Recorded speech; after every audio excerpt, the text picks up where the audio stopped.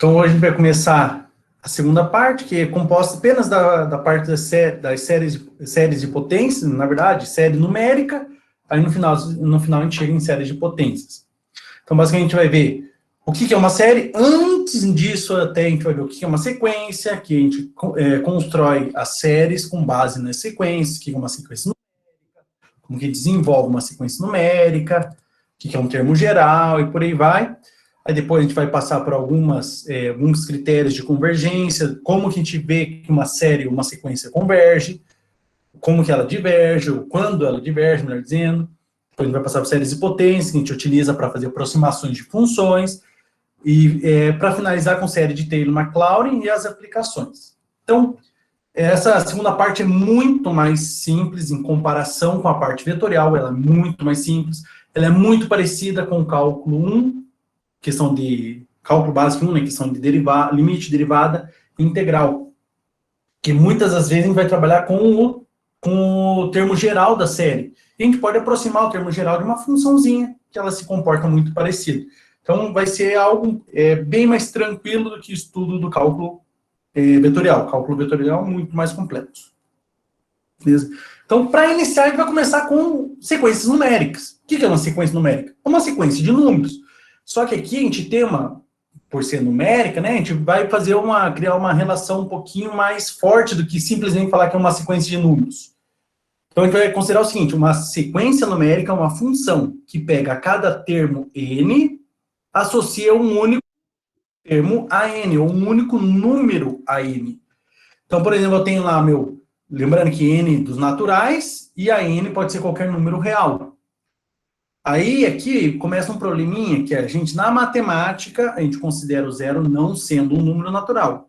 Na maior parte das áreas da matemática. O pessoal da computação considera o zero sendo natural, porque para algumas contas lá é interessante o zero sendo natural. Mas, em geral, na matemática, a gente considera o zero como não sendo um número natural. Os números naturais foram desenvolvidos, entre aspas, descobertos ou formalizados num certo período. O zero, a ausência, zero, foi formalizado só muitos e muitos anos depois. Então, ele não se encaixa no conjunto dos números naturais, beleza? Então, o que a gente vai assumir aqui como sendo uma série numérica? É uma função que pega um natural n e associa um número real a n, onde esse n é o índice do número real a n. Então, por exemplo, se eu tenho n igual a 1, vou ter o A1, que é o número associado ao N1, ou seja, o primeiro termo da sequência, por exemplo. O 2, se o n é 2, eu tenho o termo A2, segundo termo da minha sequência. 3, o A3 é o terceiro, e assim sucessivamente. Então, n é um número natural, porque ele vai indicar a posição do nosso termo aqui da sequência. E o AN pode ser um número real, pode ser o 0, pode ser um 1, pode ser negativo, pode ser positivo, pode ser um π, número irracional, qualquer número real. Ok? Dentro dessa sequência, a gente vai ver um monte, tem uma sequência que é muito importante na matemática, e um pouquinho na biologia, ela é também utilizada na biologia, que é a sequência de Fibonacci. Uma sequência bem interessante, a gente vai ver, a gente sempre fala, o professor de matemática gosta de falar de Fibonacci, e vamos ver algumas coisas, só com uma ideia em tese aqui. Isso aqui eu acredito que seja uma lenda, né? Mas estão dizendo, pelo que as minhas pesquisas que eu fiz, como Fibonacci pensou na sua série. Então, o que ele tinha lá? Ele tinha um casal de coelhos, e ele fez algumas considerações, digamos que o coelho demore, para simplificar, né? Senão, questão de levar anos e tal. Digamos que um coelho demore 1 mês para ficar adulto, sair da infância, de nascer até ficar adulto, levou 1 mês, poderia ser pensado em 1 ano, né? Mas só para facilitar nosso caso, ele demora 1 mês para crescer, para sair do nascimento até a fase adulta, que é a fase que ele pode procriar. Então, digamos que em 1 mês o coelho nasce e consegue procriar, então ele leva 1 mês para isso. E ele pegou um casal de coelhos e colocou lá no cercado, isolado, certo? E ele falou, ó, desse primeiro casal, levou 1 mês para ele crescer, a partir desse mês ele consegue procriar. Então ele vai gerar, em tese, mais um casal, vamos dizer assim, né? Coelhos nascem aos montes, né? Procriam muito rápido, então pode ser um caso bom.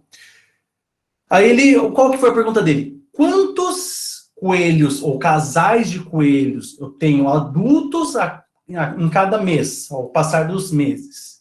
Então, ele começou com a seguinte série aqui, ó. Então, primeiro, ó, tem o meu primeiro mês, eu coloquei lá um casal maduro lá, né? Ou melhor, eu coloquei um casal, ele cresceu em um mês, ele ficou maduro. Aqueles 2 bebezinhos coelhos cresceram e ficaram maduros. Ou seja, ficaram adultos. Nesse primeiro mês, eles, como eles estavam ficando adultos, eles não tiveram nenhum filhotinho. Beleza? Passado-se um mês, ou seja, no início do segundo mês, aí eles já estavam adultos e tiveram um casal novo de coelhos. Certo? Então, no segundo mês, continua tendo só um casal adulto de coelhos. Só que nasceu mais um, certo? No próximo mês, esse casal que nasceu, aí ele vai, que é aquele que acabou de nascer, ele é jovem, é bebê ainda. Depois desse um mês, ele passa a ser um casal adulto. E agora, nesse cercado, tem 2 casais adultos. Só que aquele primeiro casal adulto, que já tinha, vamos dizer assim, gerado esse casal novo, gerou mais um casal novo. Então, agora tem 2 casais adultos e um casal jovem. Passado mais um mês, esse casal jovem vai ficar adulto, certo? Então, a gente vai ter 3 casais adultos, só que como já tinham 2 casais adultos aqui, eles geraram 2 novos casais jovens.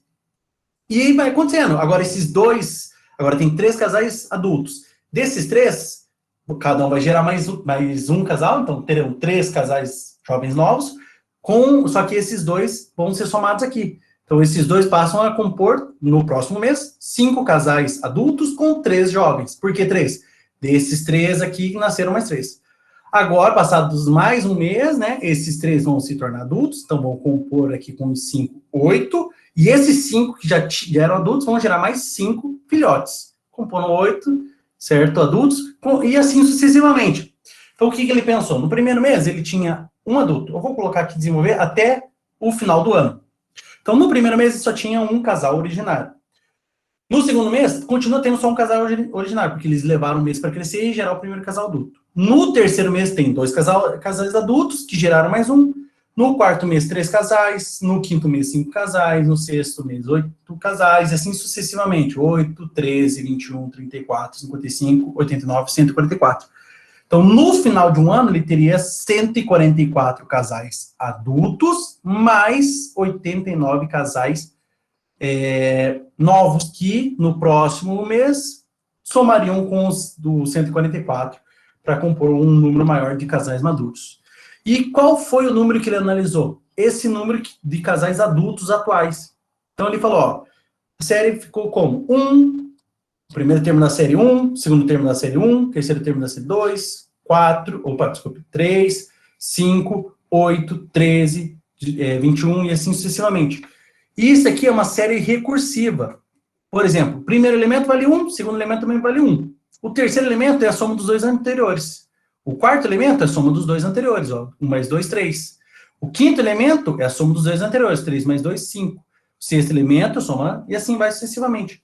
Então, a sequência de Fibonacci é o quê? Você tem 2 termos iniciais fixos, e o terceiro e os demais, a partir desse terceiro, são a soma dos 2 últimos. Então, 1, 2, que é a soma dos 2, 3, que é 2 mais 1, 5, que é 3 mais 2, 8, que é 5 mais 3, 13, que é 8 mais 5, e assim sucessivamente.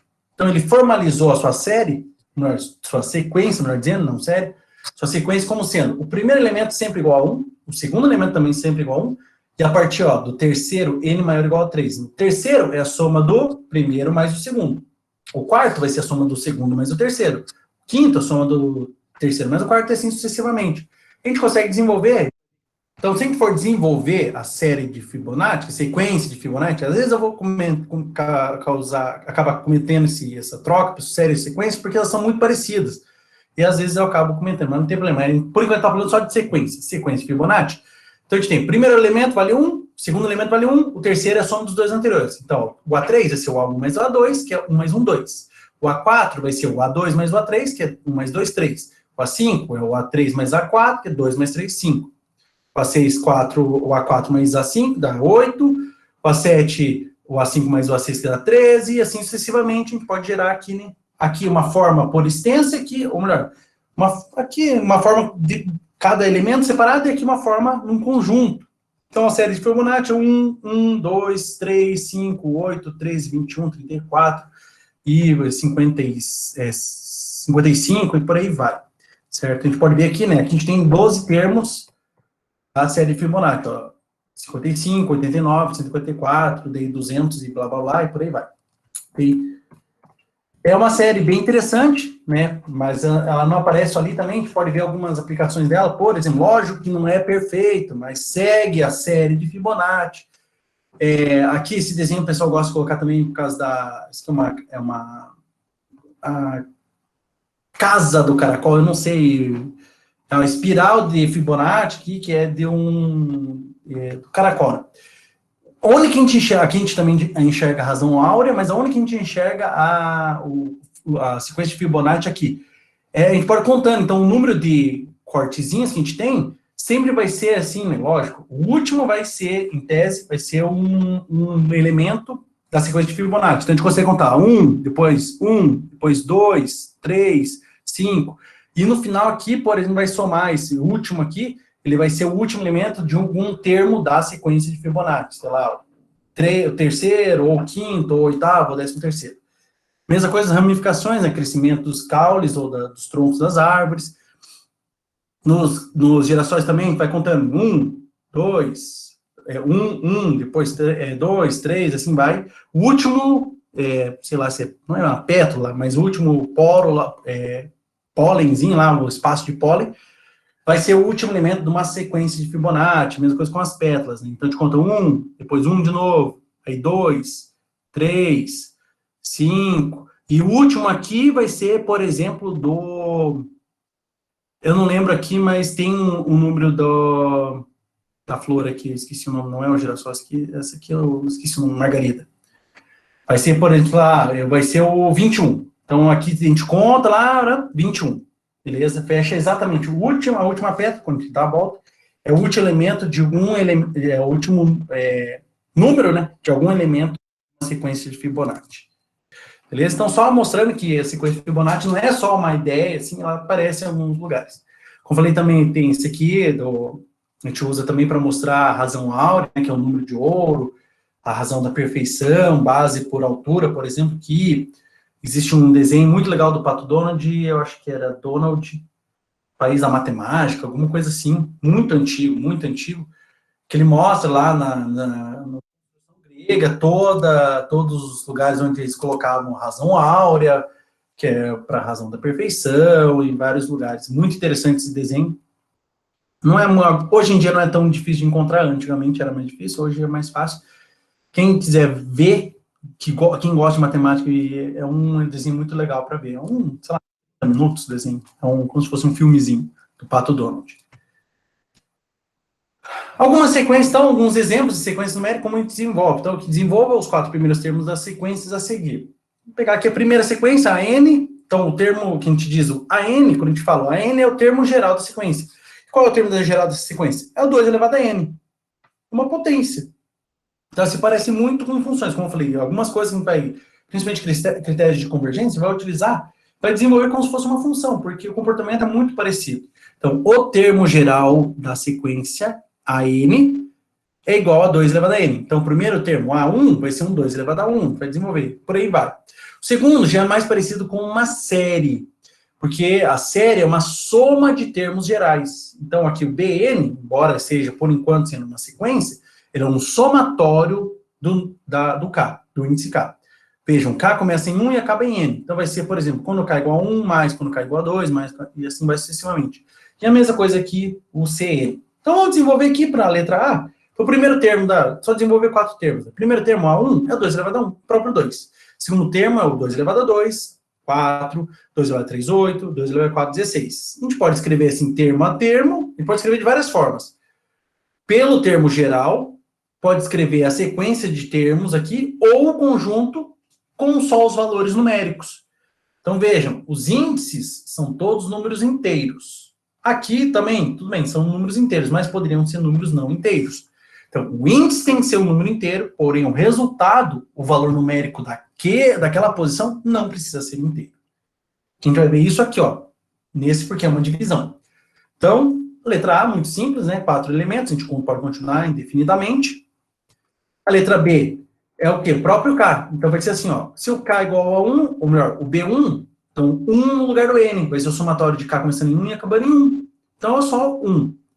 O B2, o k começa em 1 e acaba em 2. Então, vai ser 1 mais 2, 3.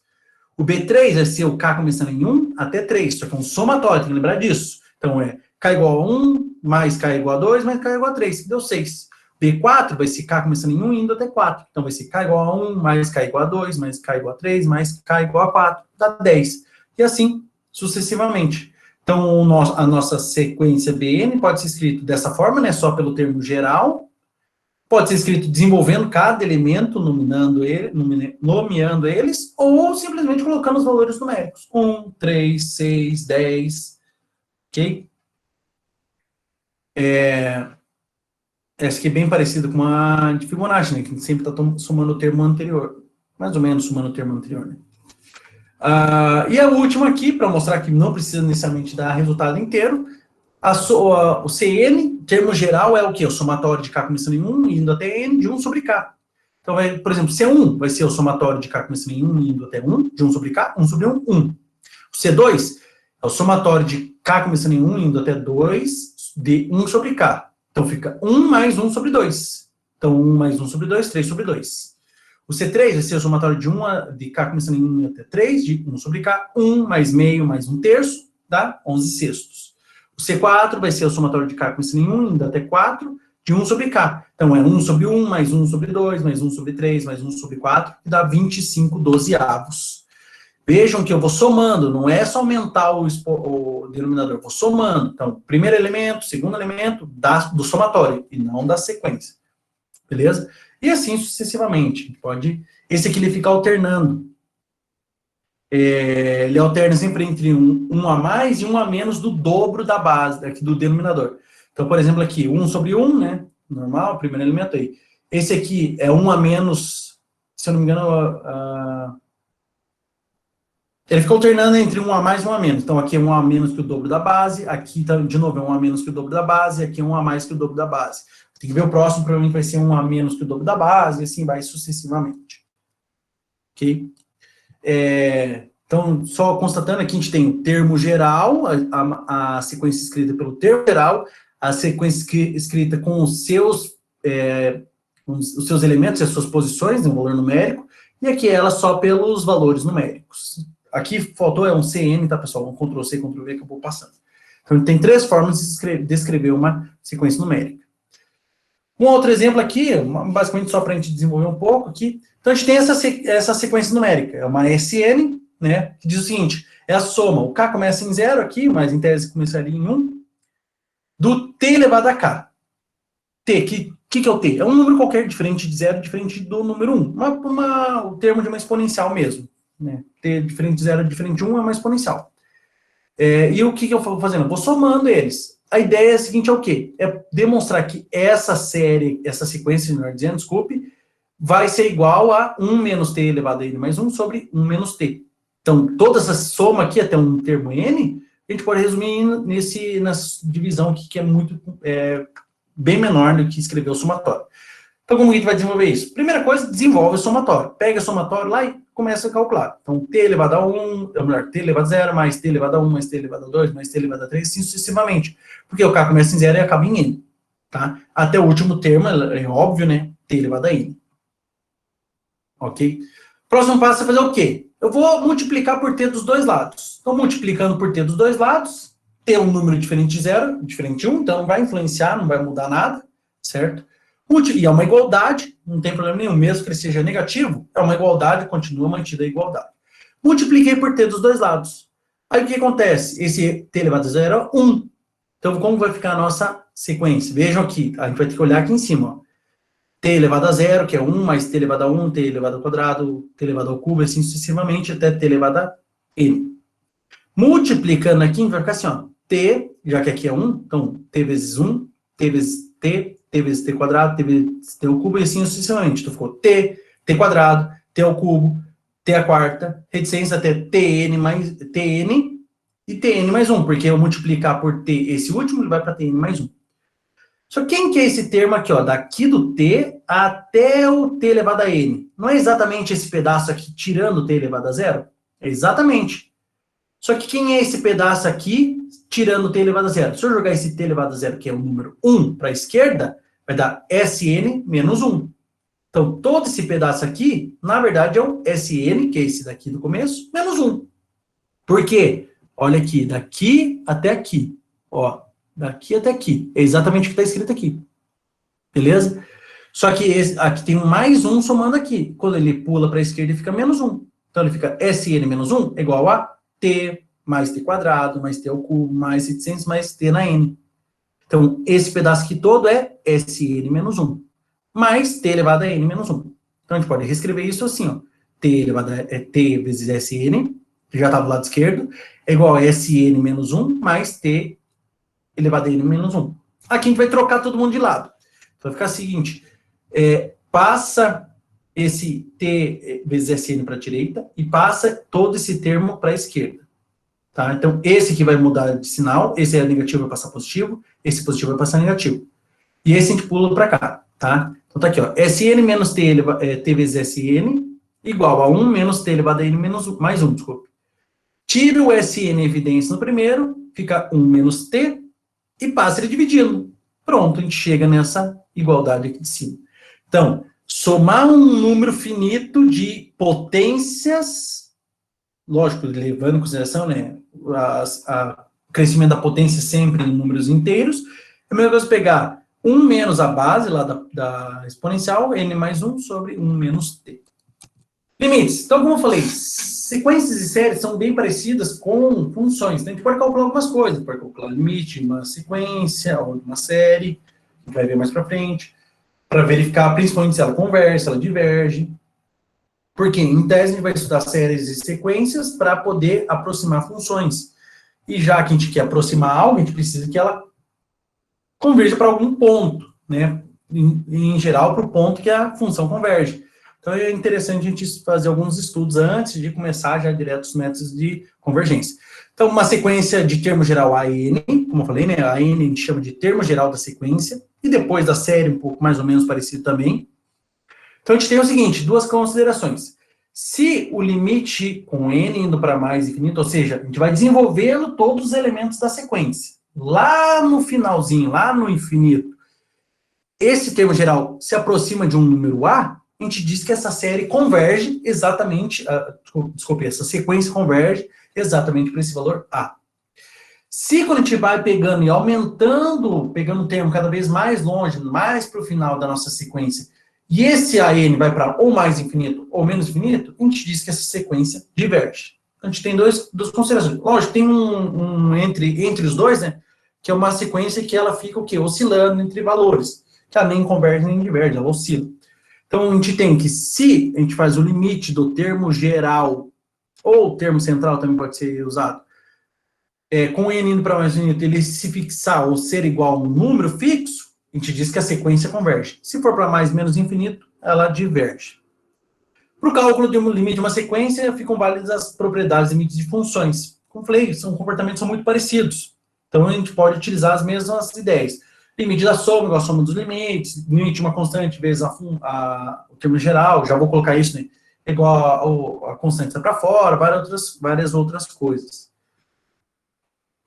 Até, inclusive, por exemplo, o termo do confronto. Se a gente tem três sequências, então a gente tem três sequências, onde, a partir de um certo momento, o que significa esse n marca um n0? Eu tenho lá meu n0 fixo, por exemplo, 1 milhão. Então, a partir da posição 1 milhão, o A fica menor que o B, que fica menor que o C.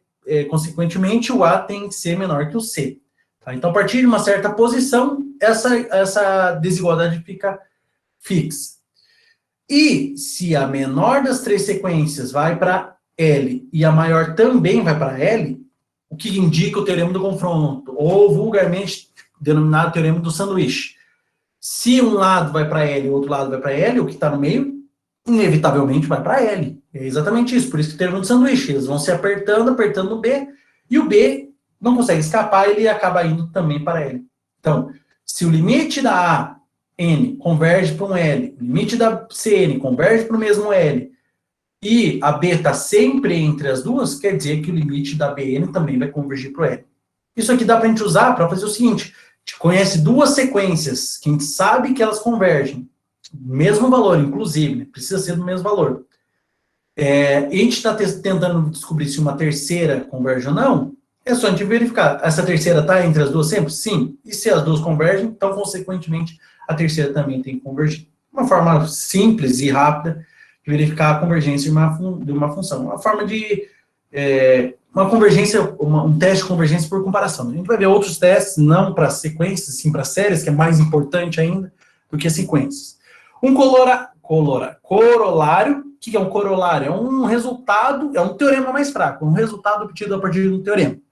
Diz o seguinte, se o limite do termo geral em módulo, ou seja, em valor absoluto do termo geral, sempre, se ele, mesmo que ele fique oscilando entre positivo e negativo, só pegar o valor numérico, esquecer o sinal, for igual a zero, então o termo geral vai para zero. Limite do módulo do termo geral é igual a zero, então o termo geral, o limite do termo geral, melhor dizendo, também é igual a zero. Só um resultado interessante de se lembrar depois, talvez seja importante mais à frente para verificar convergência absoluta de séries, para utilizar essa ideia também. Aqui um exemplo de cálculo de limite de séries. Calcule o limite da série de termo geral a n, né, com n indo para mais infinito, onde o AN, para vocês verem mesmo, o comportamento é muito similar de uma função. O termo geral ele é o seguinte, n quadrado mais 3n menos 1, dividido por 2n quadrado mais 5. Como a gente vai calcular o limite dessa sequência? Mesma coisa como se fosse uma função. Só que considera, em vez de considerar que fosse uma função x quadrado mais 3x menos 1, dividido por 2x quadrado mais 5. Considera como se fosse um n, como se fosse função normal. Então, o limite do AN, com n indo para mais infinito, vai ser o limite de n quadrado mais 3n menos 1, dividido por 2n quadrado mais 5, com n indo para mais infinito. Aplica todas as propriedades. A gente já sabe resolver de funções, limite de funções. É limite de divisão de polinômios, entre aspas, né? Então, faz o quê? Pega o polinômio de maior grau no numerador, divide pelo polinômio de maior grau no denominador. Então, tira em evidência. N quadrado dividido por n quadrado, 1. 3n dividido por n quadrado, 3 sobre n. Menos 1 dividido por n quadrado, menos 1 sobre n quadrado. Mesma coisa no denominador. 2n quadrado dividido por n quadrado, 2. 5 dividido por 2, ou melhor, por n quadrado, dá 5 sobre n quadrado.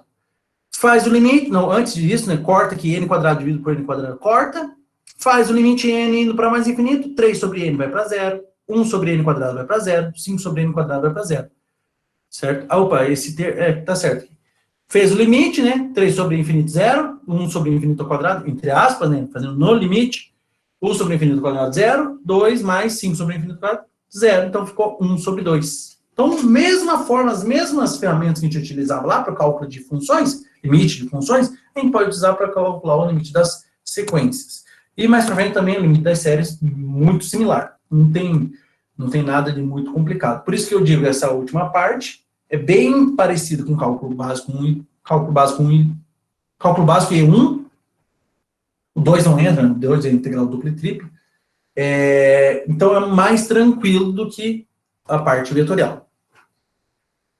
Sequências limitadas. Então, a gente pode calcular. Tem duas coisas, embora os nomes sejam muito parecidos, né, muito próximos. Limite de uma sequência e sequência limitada são bem diferentes.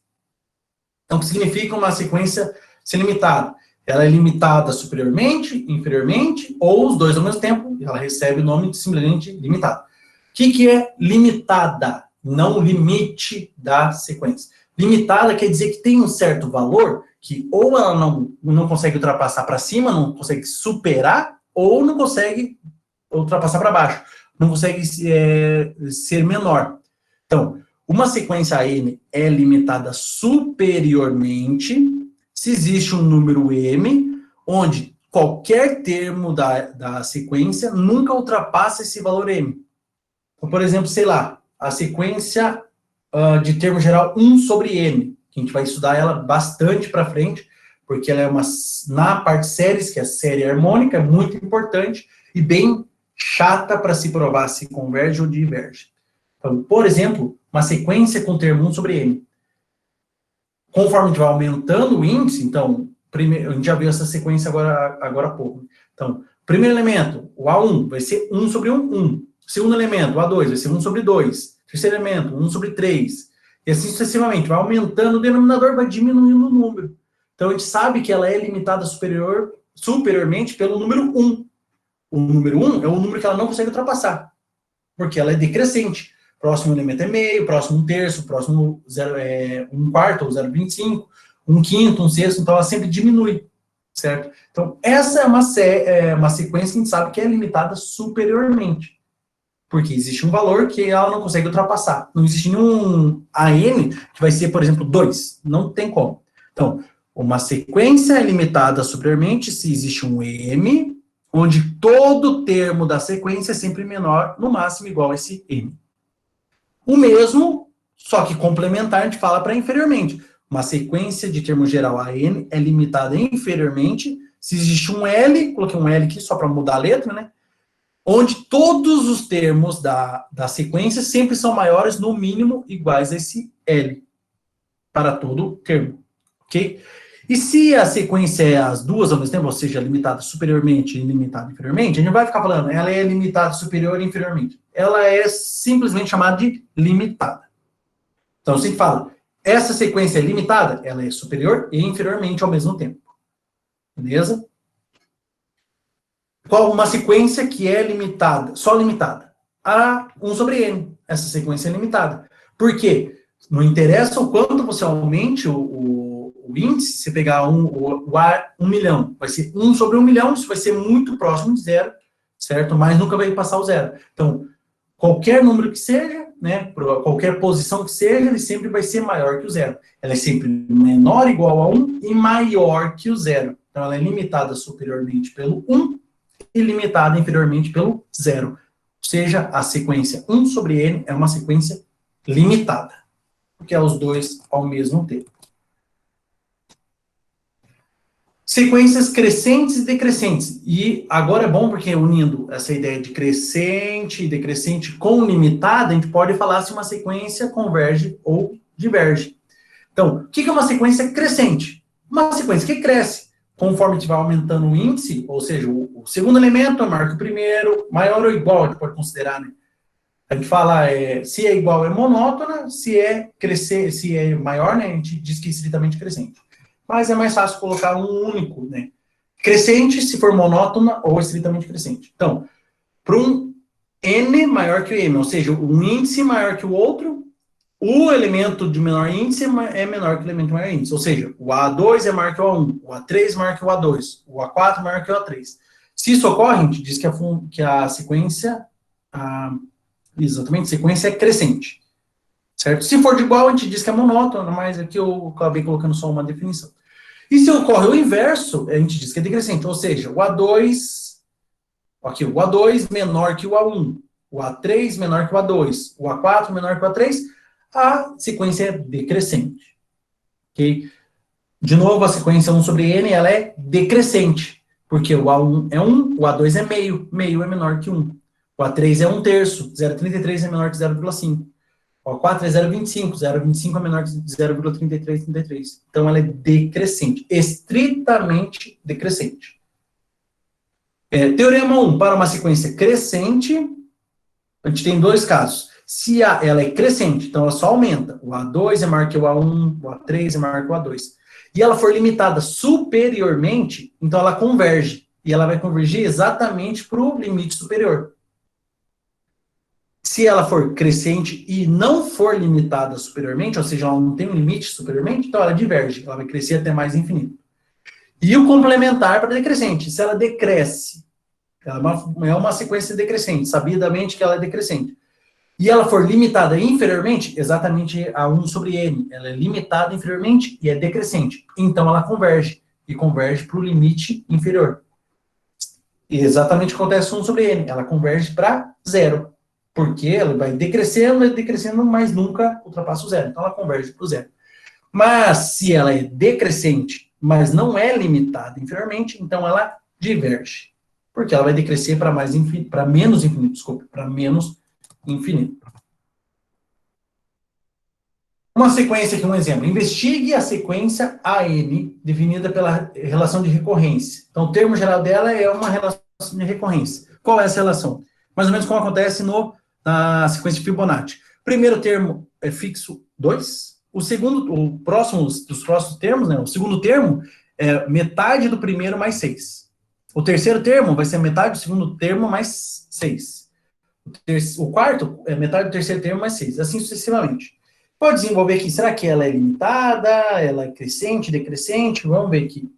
Obviamente que, por enquanto, a gente não tem ferramentas para demonstrar isso algebricamente ou analiticamente, vai resolver, né? Não é na tentativa e erro, mas assim, desenvolvendo os termos. Então, o primeiro termo, a gente vai precisar usar o Excel também agora, né, para poder desenvolver vários termos. Então, primeiro, o A2. O A1 é 2. Tá lá, o A1 é 2. O A2 é o quê? É metade do A1 mais 6. Então, o A1, 2 mais 4, mais 6, 8, dividido por 2, 4. O A3 vai ser metade do A2 mais 6. Então, 4 mais 6, 10, dividido por 2, 5. O A4, metade do A3 mais 6. Então, 5 mais 6, 5,5. Vamos lá para o Excel. Você sabe que o primeiro elemento é 2. Deixa eu aumentar aqui. O segundo elemento, ele é 0,5 vezes o primeiro elemento A1 mais 6. A1, nesse caso, exatamente coincidiu, né? Tanto A1 como sendo a posição e a célula A1. Deu 4, foi o que a gente já tinha conseguido. Próximo, se não me falha a memória, deu 5. Aí vai, o próximo vai ser 5,5. E a gente pode, depois vem 5,75, a gente pode crescer ela os 10 primeiros termos. Ó, o A10, 5,99 e alguma coisa. E pode crescer isso, por exemplo, os 100 primeiros termos. Centésimo, 150 primeiros termos. O A150 já é 6. A partir do A23, ele já converge para o 6. Por quê? Porque já não tem mais casas decimais para poder mostrar, né? Se a gente aumentar aqui, talvez ele mostre um pouquinho mais. Olha, começa a aumentar mais. Mas ó, no 33, ele já não tem mais casas decimais suficientes para mostrar. Então, a gente teria que fazer o quê? Aqui, gerar o número, aumentar lá, colocar o máximo que dá para pôr. 30 casas decimais. Então, até onde, ó, no 50, já não, a memória do computador já não é o suficiente para desenvolver. 50º, ele já converte para 6. Lógico que ele não vai convergir para 6, tá? Nunca. Mas a gente pode tirar daqui, ó, que o quê? O 6 é um limite superior para essa sequência.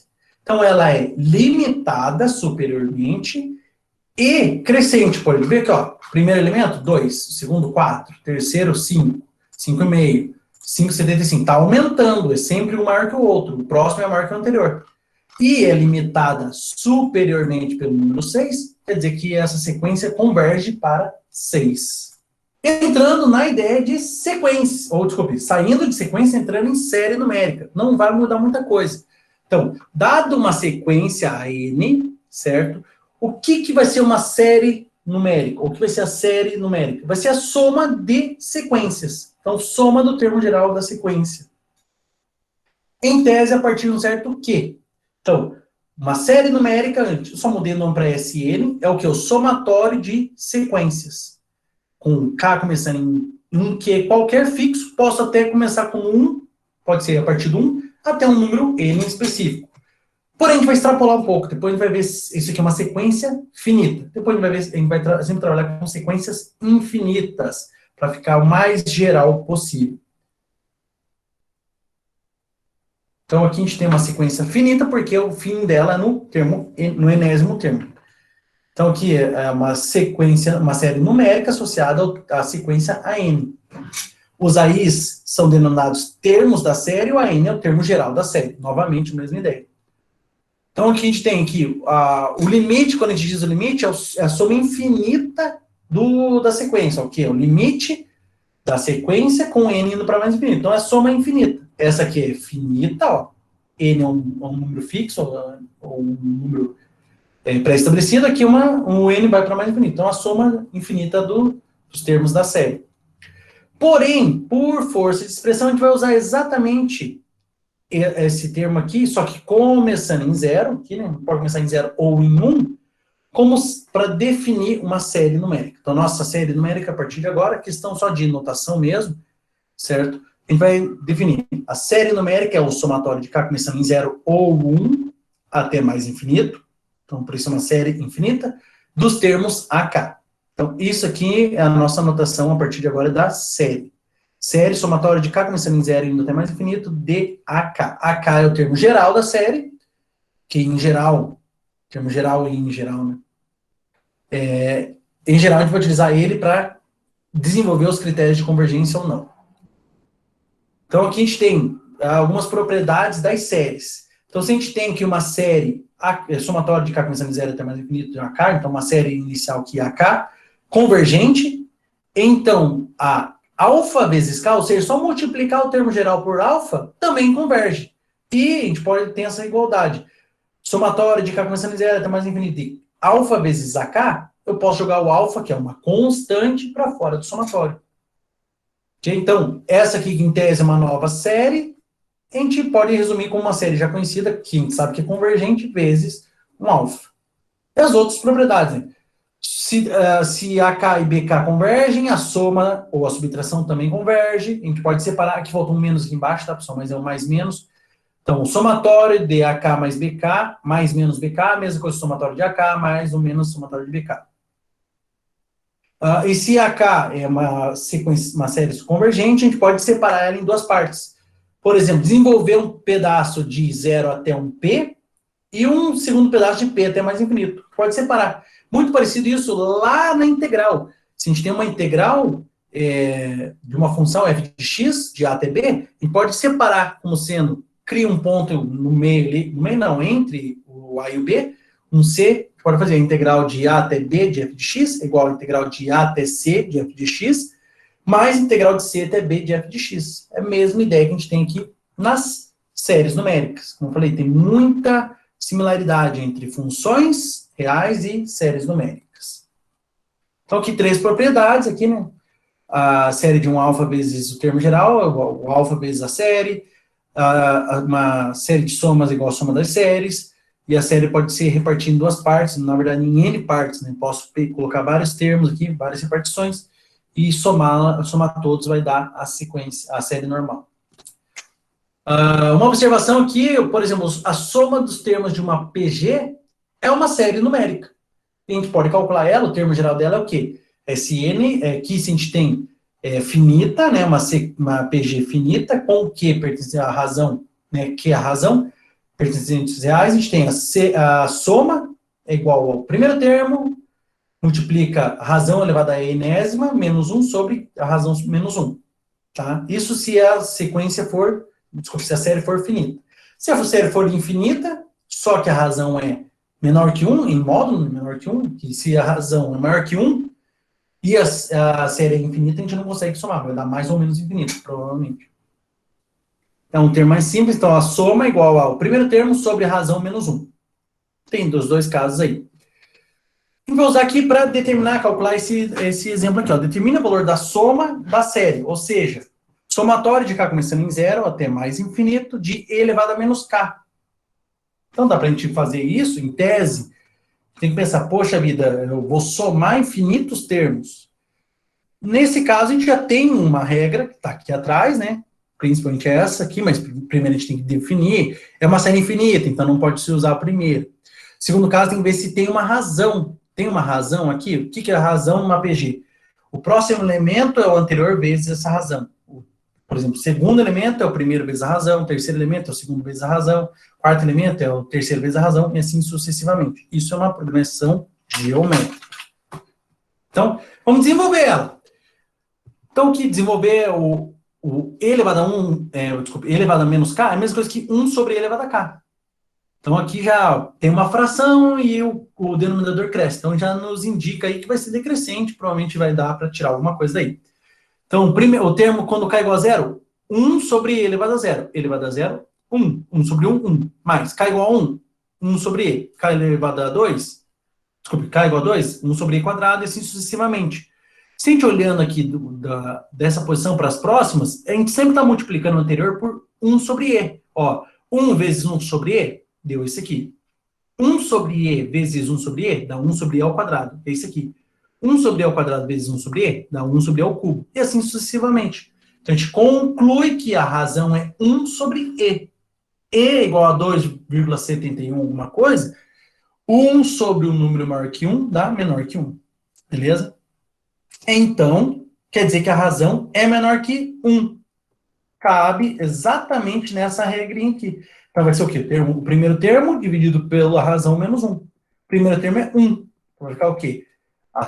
Esse somatório, vejam só, esse somatório infinito, que em tese a gente nunca conseguiria demonstrar todos os termos, vai ser igual ao primeiro termo dividido pela razão menos 1. Ou seja, 1 sobre 1 menos... Desculpe, 1 sobre e menos 1.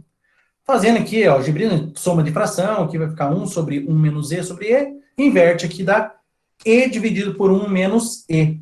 E isso daqui dá menos 1,5820, aproximadamente.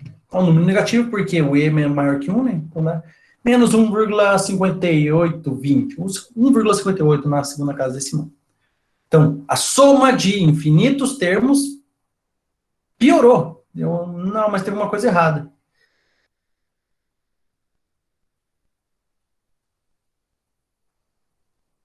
Eu acho que aqui é 1 menos q. Não pode dar uma soma de termos positivos dar negativo, não pode. E aqui acho que é 1 menos q. Aqui eu inverti, tá, pessoal? É 1 menos q, com certeza. Então aqui, só voltando, né, determine o valor da soma da série infinita, aqui chega que fica, como a razão é 1 sobre e, é um número menor que zero, a soma é infinita, então ele pode usar a regra da soma dos termos de uma PG, que é a 1 sobre 1 menos q, fica 1 sobre 1 menos 1 sobre e, tá fazendo tirando o mínimo, fazendo a divisão de número por fração, dá e dividido por e menos 1. Daí dá aproximadamente 1,58. Então, a soma dos infinitos termos dessa sequência, ou melhor, dessa série, que é o que? 1 sobre e, de termo geral, 1 sobre e elevado a k, tá? 1,58. Convergência de séries. Então, até então, a gente só estava falando, definindo como a gente trabalha com séries, o que é uma série, como ele vai descrever uma série, e por aí vai. Agora, ele vai entrar onde realmente dá para fazer inferência, onde a gente pode constatar coisas, que é o quê? A convergência ou a divergência de séries. Então, dá numa série, aqui, só fixei aqui o somatório de K começando em 1 até mais infinito do AK é o termo geral da série. Podemos definir formas de verificar se ela converge ou ela diverge, ok? Ou seja, verificar, né, ou não a sua convergência. Às vezes, a gente não poder estabelecer que ela converge não quer dizer que ela diverge, e vice-versa também. Às vezes, não conseguir constatar que ela diverge não quer dizer que ela converge. Pode ficar alternando. A gente tem alguns tipos de séries que ocorrem isso. Então, um teorema aqui, teorema 3, para começar, né?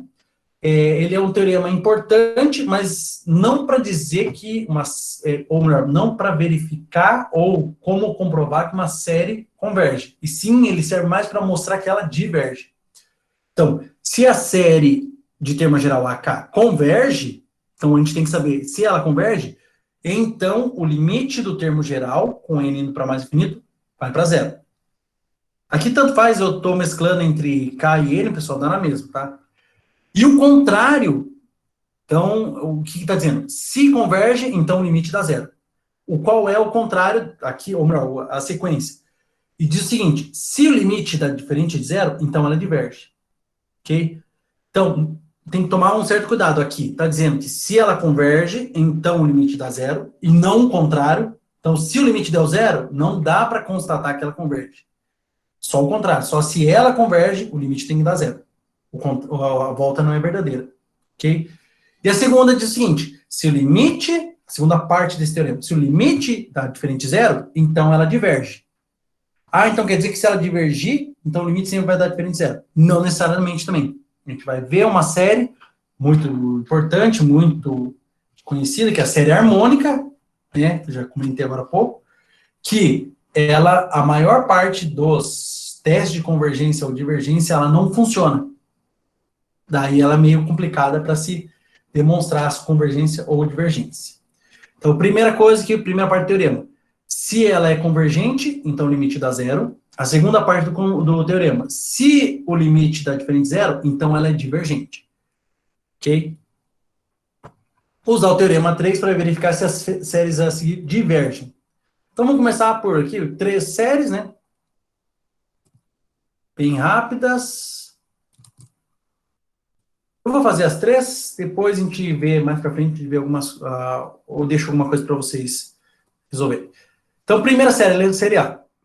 Então, o limite, primeira coisa, teorema 3 só fala do termo geral. Pega o termo geral, calcula o limite do termo geral com n indo para mais infinito. Se deu, o que dá para verificar, se deu diferente de zero, ela diverge. Se deu igual a zero, não dá para falar nada ainda. Então, a primeira, limite de n quadrado mais 1 dividido por n quadrado. Se jogar infinito, vai dar infinito ao quadrado mais 1, infinito. Dividido por infinito ao quadrado, infinito. Infinito sobre infinito, né? Indeterminação. Como eu falei, as mesmas propriedades que a gente usa para funções, a gente pode usar para séries e sequências. Limite que gera infinito sobre infinito, indeterminação. Aplica diretamente o L'Hopital. Então vai ficar o quê? O limite de n quadrado mais 1 sobre n quadrado é o limite da derivada do de cima dividido pela derivada do de baixo. Regra de L'Hopital. Derivada de n quadrado, 2n. Derivada de, mais 1, né, melhor dizendo. Derivada de n quadrado mais 1, 2n. Derivada de n quadrado, 2n. 2n dividido por 2n, 1. Limite de 1, 1. 1 é diferente de 0. Então, o que a gente pode falar? Se o limite do termo geral dá diferente de 0, essa série com certeza diverge. Ok? Deu diferente de 0, então ela diverge. Letra B, tá aqui, ó, série harmônica. Somatório de n começando em 1, não pode começar em 0, porque não dá para fazer 1 sobre 0, né? N começando em 1 até mais infinito de 1 sobre n. Essa aqui é a famosa série harmônica. Vou comentar daqui a pouco ali nos slides. Então, o limite de 1 sobre n é 1 sobre infinito, que dá 0. Então, olhando pelo termo anterior, não dá para falar que ela diverge. Tá? O termo anterior é o contrário. Se a gente já sabe que ela converge, melhor dizendo, aí tem que dar 0. Se o limite do termo geral deu 0, não dá para falar nada por enquanto. E a mesma coisa para essa última aqui, ó. Limite de 1 sobre n quadrado, com n indo para 0, para mais infinito, melhor dizendo, dá 1 sobre infinito quadrado, também vai para 0. Não dá para dizer nada. A gente não sabe nem se converge, nem se diverge. E eu peguei essas duas porque elas são muito interessantes. A gente vai ver, né, umas características das duas. Essa aqui, como eu falei, é a série harmônica. Ela é muito famosa, né, e é problemática pra caramba. Principalmente na parte de tentar demonstrar se ela converge ou se ela diverge. Aqui não conseguimos demonstrar que ela diverge. Tá? Para divergir tem que dar diferente de 0. E nem essa aqui para divergir também tinha que dar diferente de 0. Não quer dizer que ela converge. Ok? E a gente, é bom notar essas duas. As duas deram diferente de 0, não dá para falar que converge nem diverge. E depois a gente vai ver a reviravolta que ocorre aqui. Primeiro teste, então ele é só uma verificação, né? Não era bem um teste em si. Teste da integral. Então, se uma série de termos, uma série AK, né? Definir ela só pelo termo geral, de termos positivos, e seja uma função f, onde tem o seguinte, aquilo que eu falei, dá para fazer uma igualdade. A f de k é o próprio AK. Então, por exemplo, f de 1 é o A1, f de 2 é o A2, f de 3 é o A3, e assim sucessivamente. De termos, né, positivos.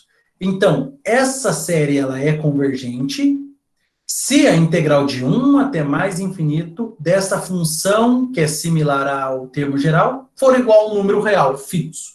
Ou seja, a série converge se e somente se a integral também converge. O que quer dizer uma integral converge? O valor dela, ela tem um valor fixo numérico. Não dá nem mais infinito, nem menos infinito. Dá um número real. Pode ser 0? Pode. Certo?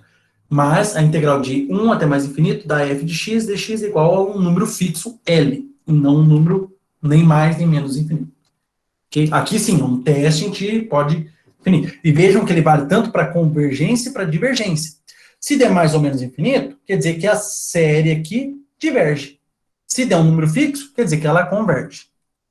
Vamos fazer aqui, neste sim eu vou fazer o primeiro, vocês fazem os outros dois, para a gente treinar. Então, primeiro aqui, ó, apareceu a série harmônica, somatória de n começando em 1 até mais infinito de 1 sobre n. Vejam que eu peguei 3 séries muito semelhantes. Série harmônica, 1 sobre n. A série lá não tem um nome específico, mas vejam qual que é a diferença. É 1 sobre raiz de n. Só isso que tem diferença. E a última aqui, que a gente já testou ali atrás e não conseguiu comprovar que ela divergia, 1 sobre n quadrado.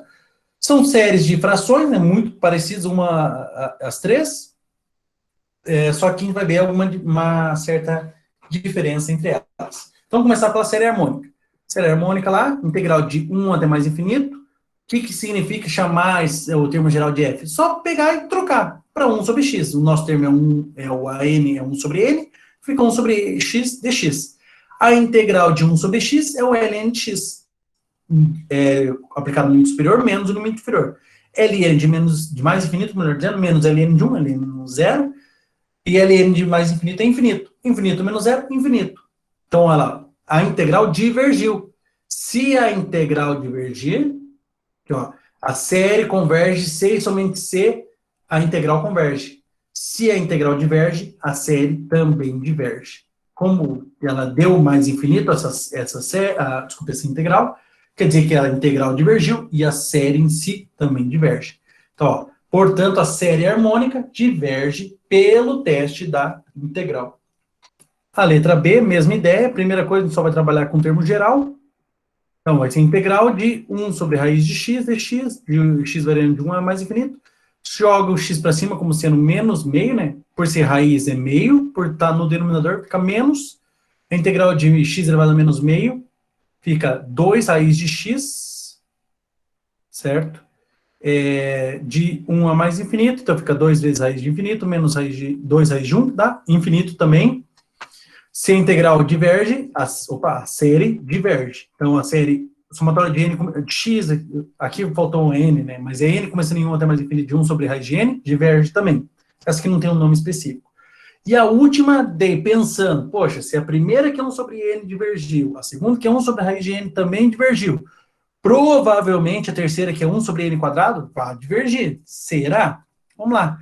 Integral de 1 sobre x quadrado com x variando de 1 a mais infinito.